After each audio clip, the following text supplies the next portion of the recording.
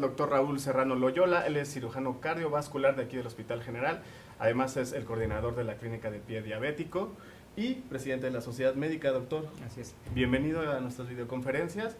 El día de hoy nos va a hablar un poco de la Clínica de Pie Diabético. La siguiente semana vamos a ver casos clínicos también. Así es. Y bueno, es la primera vez que nos visita. Bienvenido, doctor, y adelante, por favor. Muchas gracias.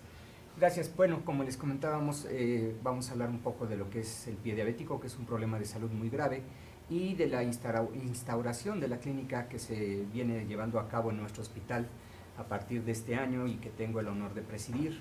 Ha sido un proceso largo, es un problema muy complejo, pero bueno, vamos a tratar de abordarlo desde varios puntos de vista para poder dar una imagen completa de lo que se trata. Esta es una pequeña imagen que nos habla sobre los grupos etarios a nivel nacional y sobre todo cómo se han modificado con el tiempo. Lo que vemos actualmente en esta campana verde es la variación que ha habido en el tipo de población de nuestro país. Entonces, como ustedes pueden ver, al inicio, hace muchos años, la predominancia en alrededor de los años 70 era de población prácticamente infantil. Después esto se fue modificando continuamente y alrededor de los años 2000, 2002, que es esta gráfica, la población se va modificando y van apareciendo en nuestros grupos etarios mayores, esto es entre los 30 y 50 años empiezan a ser un poco más frecuentes que la población infantil, que se va haciendo un poco menor. Y actualmente una de las situaciones que vemos es que nuestra población es de más de 60 años y que esta curva nos lleva a una consecuencia importante, que es que una gran cantidad de nuestra población es adulto y adulto mayor. Esto por consecuente nos trae implicaciones desde el manejo médico y quirúrgico porque nos enfrentamos a nuevas patologías y nuevos problemas. El pie diabético constituye un síndrome, es un síndrome complicado, complejo, que incluye una gran cantidad de patologías y de problemas y posibles complicaciones. Hablando de lo que son las extremidades inferiores, las principales complicaciones que podemos tener son la ulceración, la infección, las alteraciones ortopédicas, esto es por cambios en la estructura ósea del pie y tendinosa, y finalmente una que es la más complicada y la más grave, que es la gangrena, que esta puede ser infecciosa o puede ser isquémica y que puede presentarse ya sea en uno solo de los dedos o en varios dedos o en medio pie o incluso en toda la pierna. Cualquiera de estas patologías nos van a implicar un tiempo de hospitalización y probablemente una cirugía mutilante, con grados diversos de incapacidad, que esta puede ser parcial o definitiva y puede ser incluso mortal en algunos casos. Dentro de lo que es la epidemiología de la enfermedad hay datos bastante importantes en nuestro país, como es que hay una prevalencia de la diabetes en México de alrededor del 15%, con lo cual nosotros calculamos que hay en México unos 16 millones y medio de pacientes diabéticos. De estos, el 25% en algún momento de su vida pueden cursar con un problema de lesiones ulcerosas en las piernas o en los pies.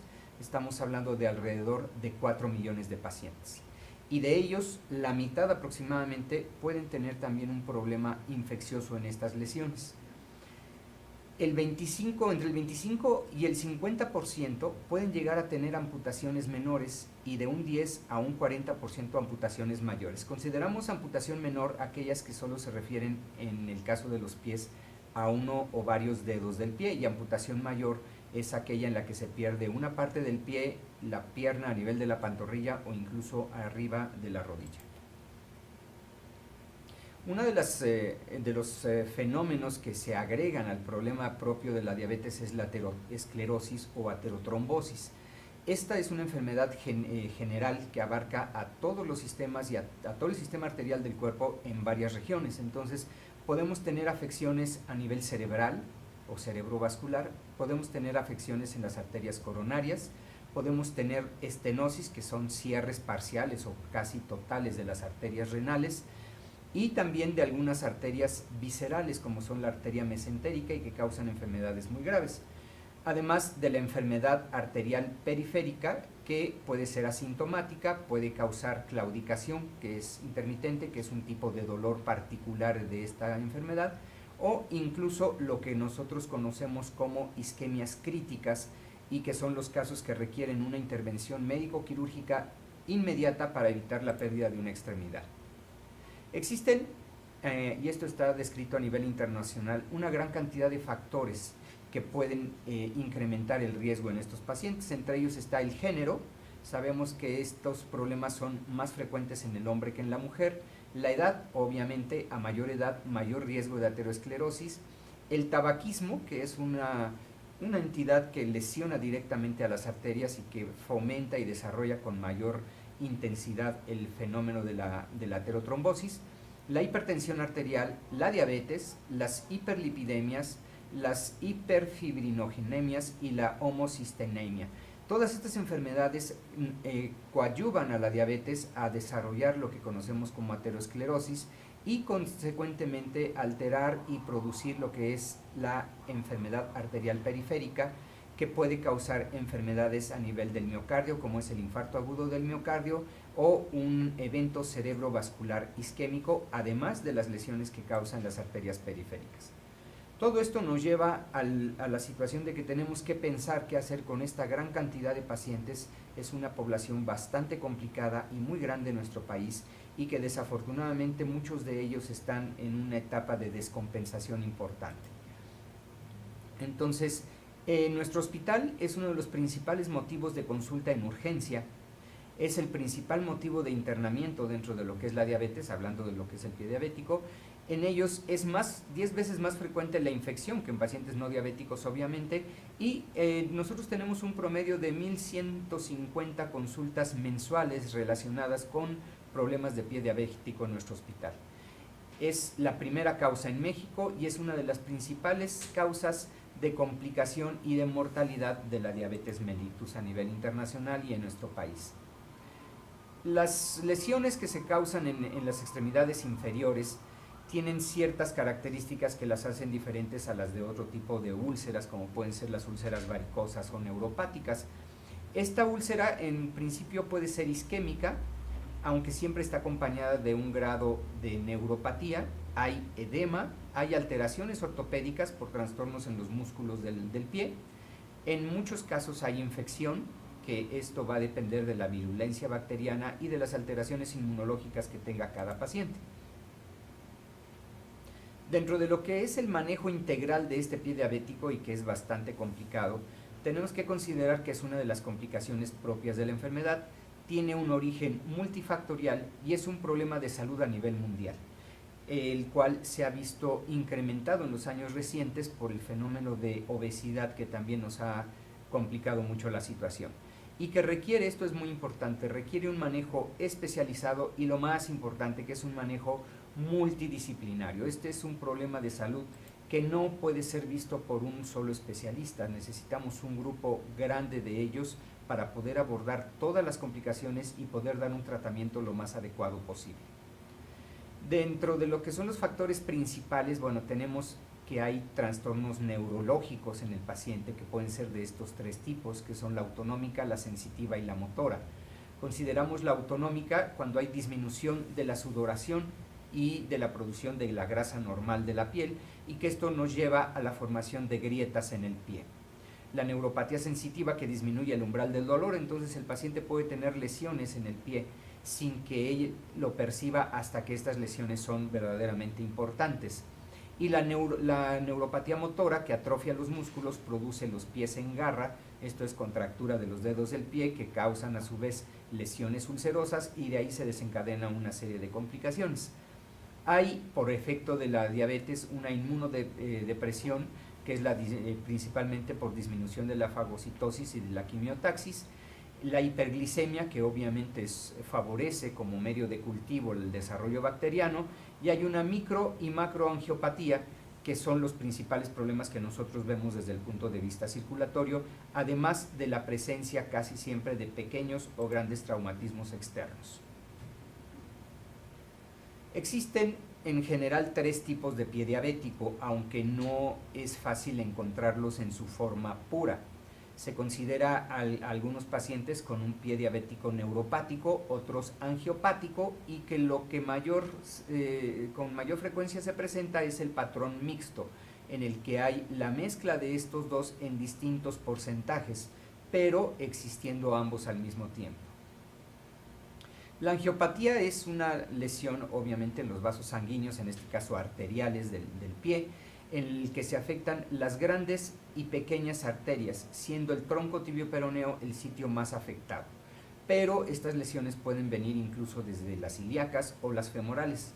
Es prioritario para todos estos pacientes que antes de poder realizar cualquier tipo de tratamiento, especialmente quirúrgico, tenemos que contar con estudios de imagen avanzados que nos orienten y nos sugieran qué tipo de lesión es el que tiene, y dependiendo de eso determinar qué es el procedimiento quirúrgico más adecuado para cada uno. Entonces tenemos que hacer un Doppler arterial, una arteriografía, una resonancia magnética o a veces combinación de ellos, para poder establecer el tipo de lesión específico que tiene cada caso y dependiendo de ello decidir el tratamiento a realizar.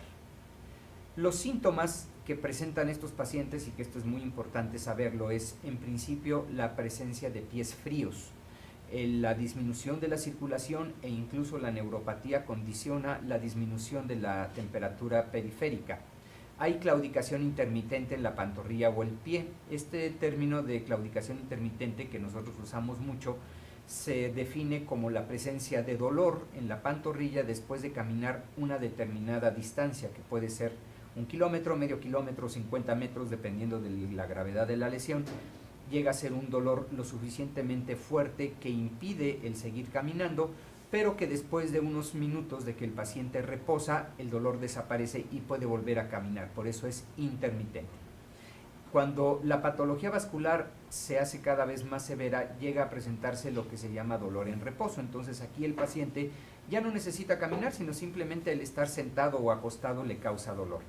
Empieza a haber también cambios tróficos, esto es engrosamiento de las uñas, resequedad de la piel, pérdida del vello y adelgazamiento muscular.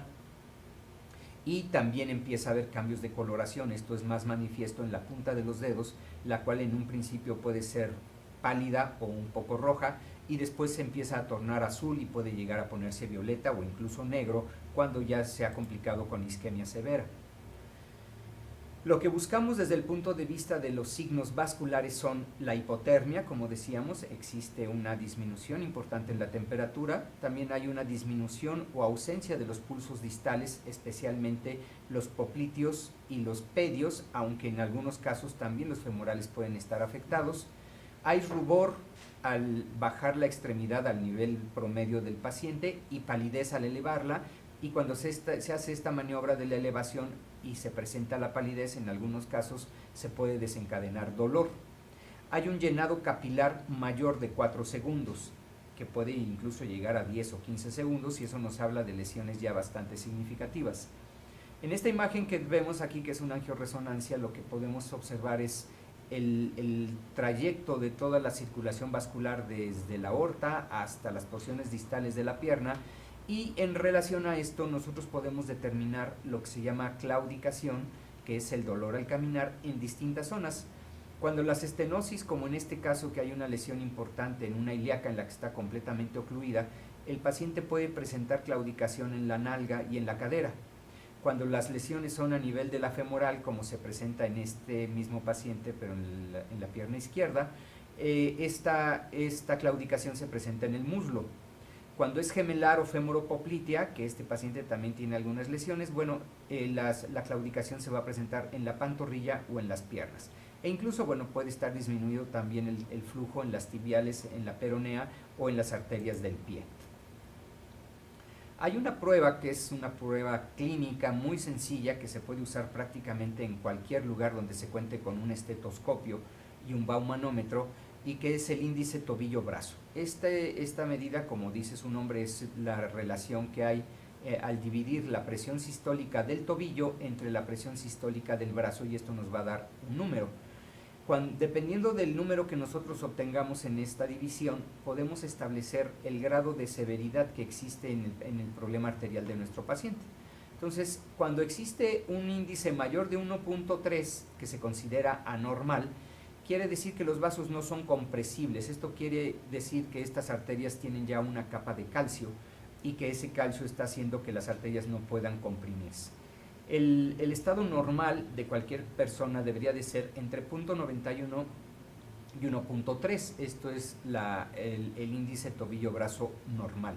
Y de ahí se va hacia abajo. Cuando es de 0.41 a 0.90 está hablando de una insuficiencia arterial entre leve y moderada, y cuando es del 0.0 al 0.4, bueno, estamos hablando de una enfermedad periférica severa o crítica. La importancia de este estudio es que es bastante importante porque nos da una certeza diagnóstica considerable y nos hace pensar que estos pacientes deben de pasar de inmediato a una valoración especial y hacerle los estudios correspondientes para evitar la pérdida de una extremidad. Y se puede hacer en forma muy simple y con un mínimo de equipo de laboratorio. Ahora, este índice, cuando el índice es menor de 0.9, no solo nos está hablando de una enfermedad arterial importante en las piernas, sino que también nos está hablando de que este paciente es lo que nosotros llamamos un paciente de alto riesgo. Esto es, este paciente ya tiene enfermedad coronaria, puede tener en cualquier momento un evento cerebrovascular, puede tener ya inicio de una insuficiencia renal progresiva y puede tener también un ataque isquémico transitorio en cualquier momento. Por lo tanto, no solo nos define que las extremidades inferiores están mal, sino que el paciente en general está en malas condiciones.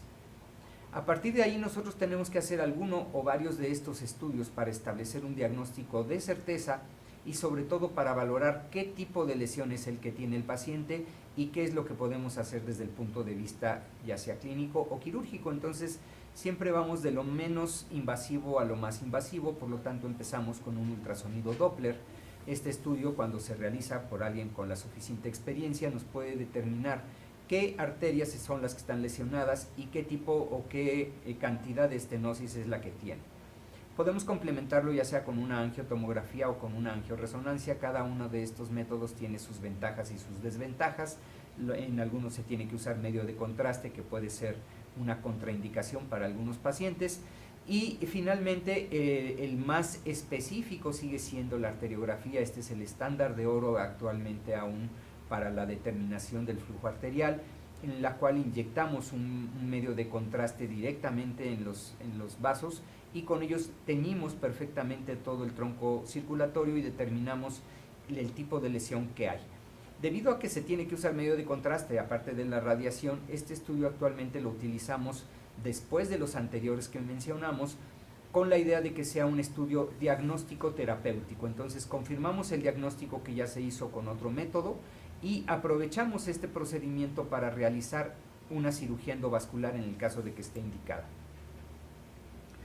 Esto es muy importante, ninguna lesión en el pie diabético cicatriza si no tiene un aporte vascular adecuado.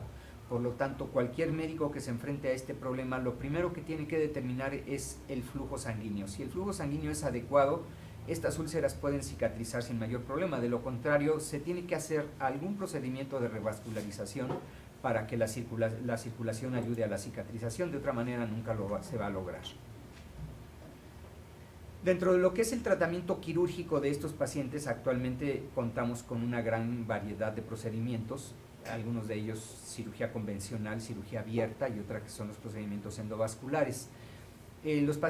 Muchos de estos pacientes presentan lo que se llama calcificación de Mockenberg o fenómeno de Mockenberg, que es la acumulación de calcio en la parte media de las arterias, en la capa media de las arterias. Esto desde luego dificulta los procedimientos quirúrgicos porque no podemos manipular estas arterias como si fueran arterias normales. Siempre tenemos que realizar el estudio diagnóstico hasta definir perfectamente el tipo de lesión y dependiendo de eso establecemos el tratamiento quirúrgico. Y las indicaciones para realizar cualquier procedimiento invasivo, ya sea endovascular o abierto, son la presencia de dolor en reposo, la isquemia o la necrosis de las extremidades. La vena autóloga que nosotros usamos con mayor frecuencia es la vena safena de la pierna contralateral, siempre y cuando ésta esté en condiciones adecuadas para usarse.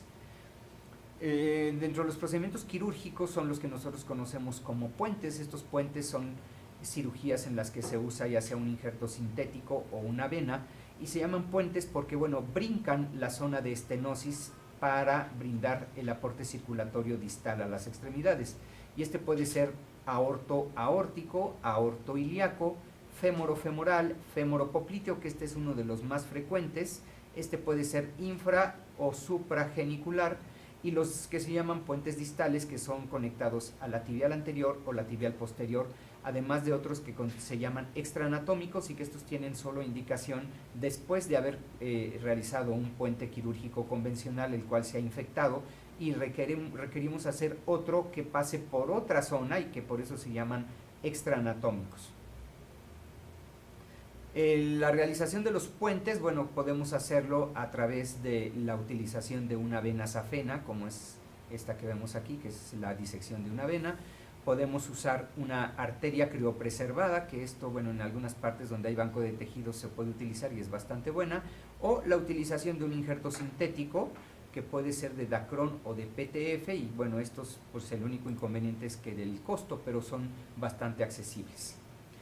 Dentro de lo que vamos a usar, bueno, tenemos la vena autóloga, como mencionábamos, la vena safena, las prótesis de Dacron y los homoinjertos, que pueden ser arteriales o venosos criopreservados, que son también una buena opción.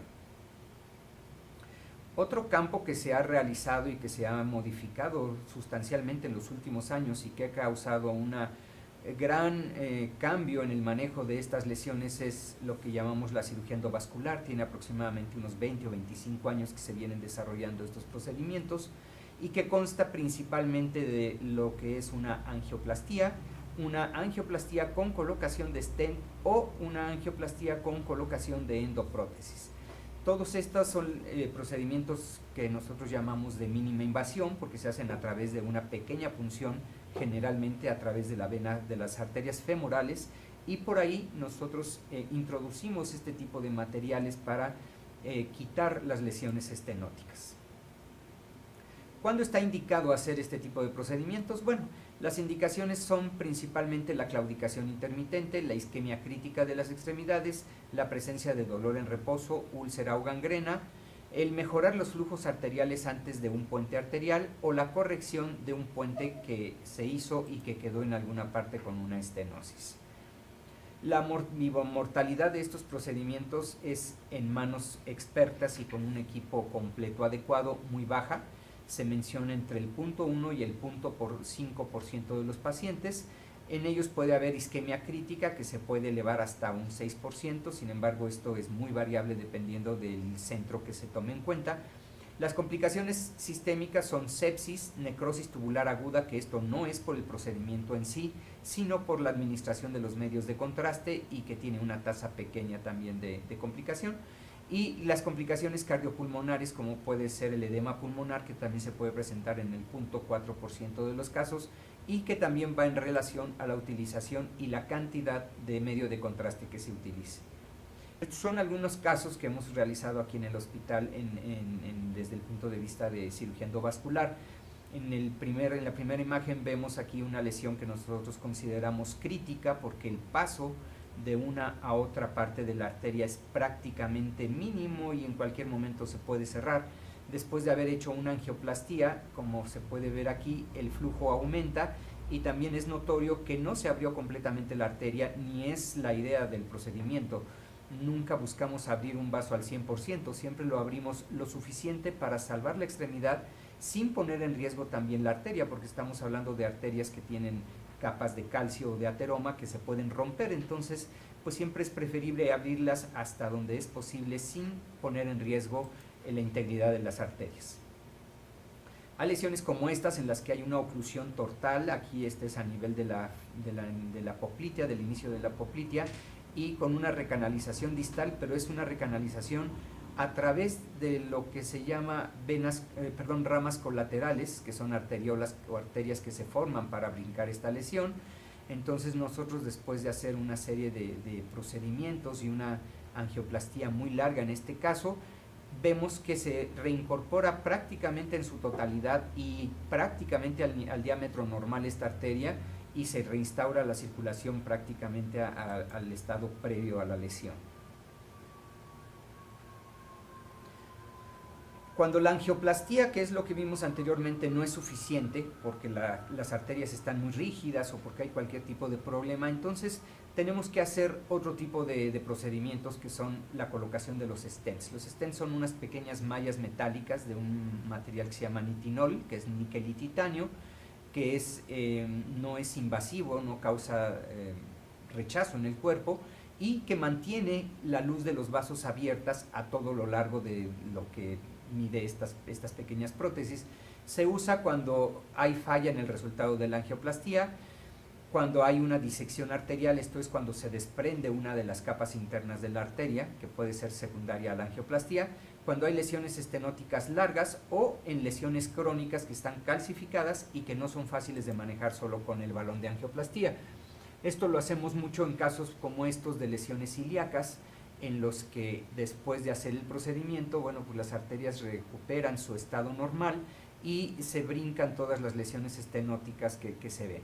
Lo podemos hacer también hasta nivel un poco por debajo de las rodillas, en las arterias popliteas, como es este caso, en el que podemos recuperar la circulación arterial. Este es otro caso de una arteria ilíaca. Este es el balón de angioplastía, en el que se ve aquí este signo que se llama de reloj de arena, en el que se ve perfectamente cómo está la zona estenótica. Y bueno, al terminar el procedimiento y en la inyección de medio de contraste de control, se observa que todo el paso de la sangre ya es prácticamente normal a través de estos vasos.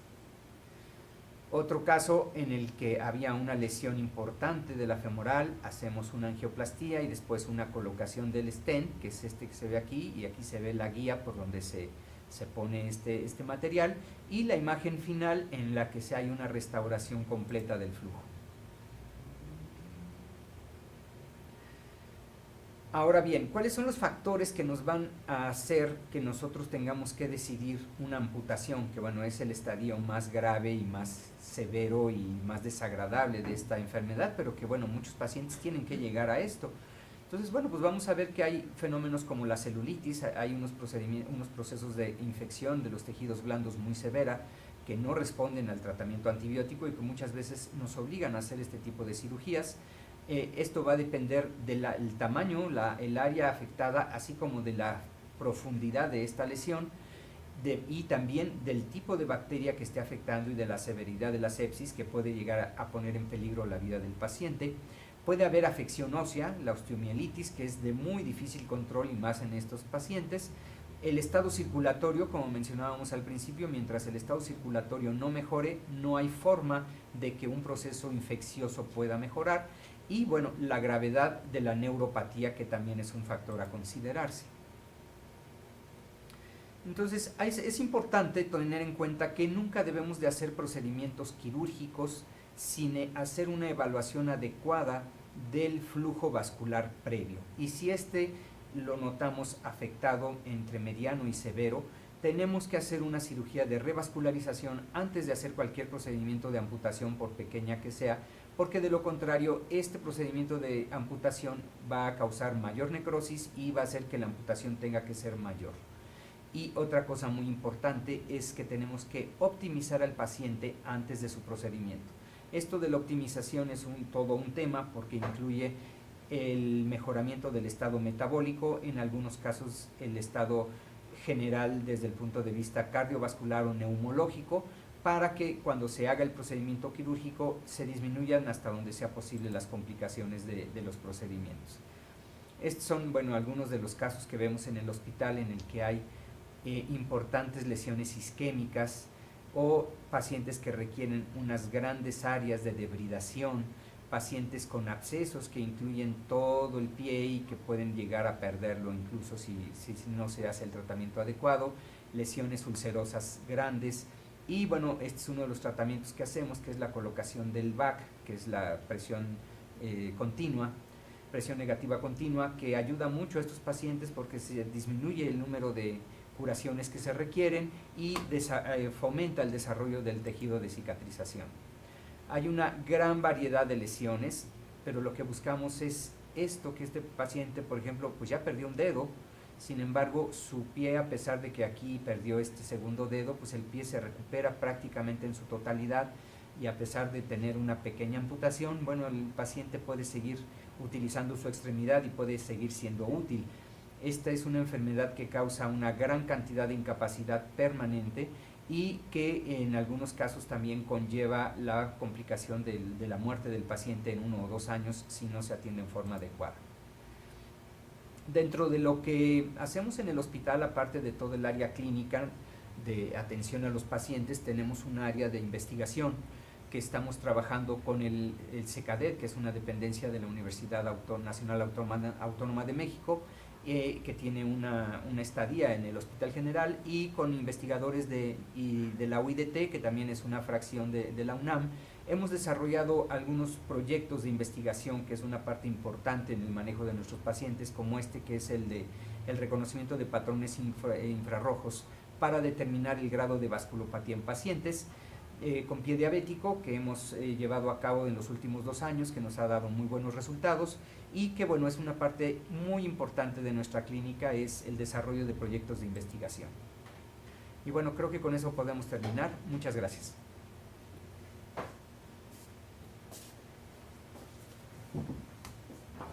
Doctor, muchísimas gracias por la plática. Nos hicieron llegar varias preguntas. Antes de pasar a ellas, vamos a abrir el micrófono para la gente de Oaxaca, a quien les mandamos un cordial saludo. Oaxaca, muy buenos días. Hola, buenos días. Buenos días, un gusto saludarlos, doctores. Pues este tema es muy importante porque hay mucha diabetes y mucha complicación. Mi pregunta es, ¿qué tanto se efectúa la angioplastía? ¿Qué tanto se efectúa estos procedimientos invasivos, como poner stents? Porque que yo sepa, aquí en Oaxaca no sé mucho de que se haga eso, estos procedimientos para tratar de recuperar un poquito la función arterial.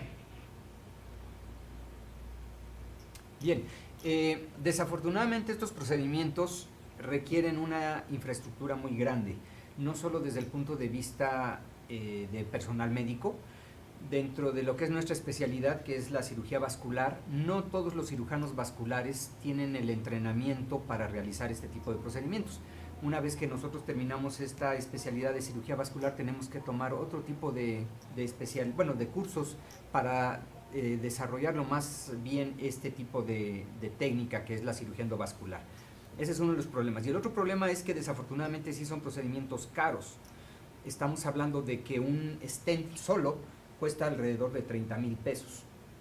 Si le agregamos los costos de las guías y de los catéteres, viene costando alrededor de unos 50,000 pesos. Sin embargo, cuando esto se compara con los costos de una cirugía convencional, salen aproximadamente en el mismo tipo de precio. Sin embargo, la recuperación y el beneficio del paciente es infinita, porque nosotros podemos dar de alta a nuestros pacientes un día después de este procedimiento sin ningún problema. En el hospital nosotros realizamos un promedio de 3 hasta 5 procedimientos por mes, ya sea de angioplastía o angioplastía combinada. Tenemos el apoyo de las autoridades para realizar este tipo de procedimientos, tenemos áreas específicas. Esto se tiene que hacer en lo que se llaman salas de hemodinamia. En el hospital contamos con 2, más el quirófano híbrido que tenemos en el área quirúrgica nueva, y próximamente ya en el edificio de nuestra especialidad también vamos a tener otras salas. Entonces, sí es un procedimiento muy bueno, tiene muchas ventajas sobre la cirugía convencional, pero desafortunadamente no está al alcance de todos los centros hospitalarios por falta de personal y de equipo. Muchas gracias, doctor. Una pregunta más. En Oaxaca luego sé de una clínica que utiliza la arboterapia para los pies que ya tienen mucha necrosis y les ponen larvas. Ah, ya. Ok. La utilización de esto de las larvas se usa desde hace mucho, y eso se descubrió por los indigentes que llegan a tener lo que conocemos como miasis, que es la afección parasitaria de las larvas de mosca, y que se vio que los que tenían lesiones en los pies, las larvas se comían todo el tejido necrótico e infectado y las dejaban muy limpias.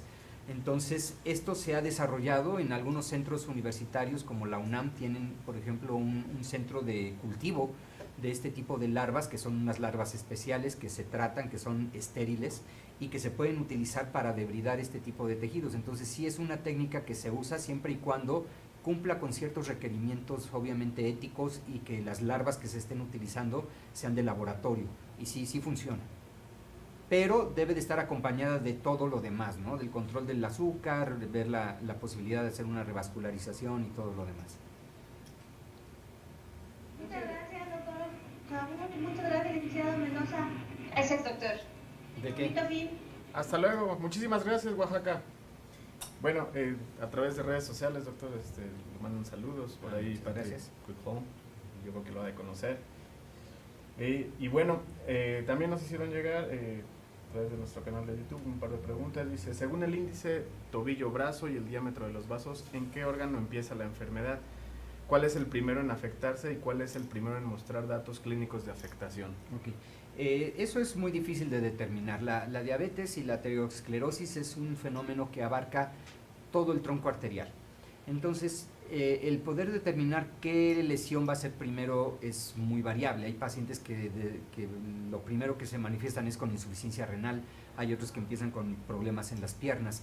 Entonces, lo importante aquí, más que determinar cuál es el primero, es tomar en cuenta que una vez que hay una lesión en una de estas zonas, todas las demás también pueden estar afectadas. Entonces hay que enfocar al paciente no como un problema renal o no como un problema de extremidades, sino como un problema sistémico, y que a partir de la aparición de la primera manifestación hay que estudiar al paciente completo.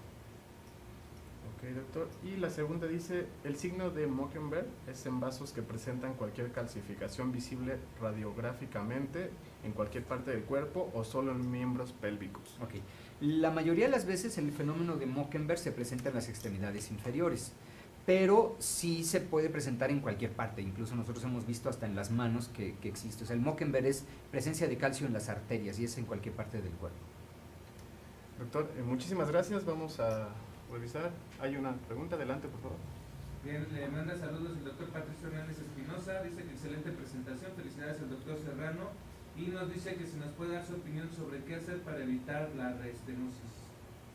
Ok, aquí tendríamos que preguntarle restenosis a qué se refiere, si es después de un puente, si es después de una angioplastía o una colocación de stent, o sí, un poquito más específico. Hay una serie de procedimientos. Nosotros hacemos, por ejemplo, angioplastías después de algunos puentes quirúrgicos que en las uniones, en las bocas anastomóticas se producen estenosis y podemos dilatarla con una angioplastía.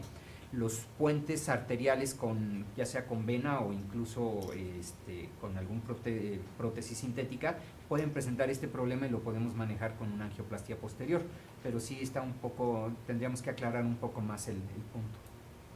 Bien, parece que esto. Okay. Doctor, muchísimas gracias. No, gracias a ustedes por estar aquí con nosotros. Lo esperamos la siguiente semana con casos clínicos sobre el mismo tema. Ok, muchas gracias. Muchísimas gracias, doctor. Hasta Nos luego. vemos la siguiente semana. Hasta luego.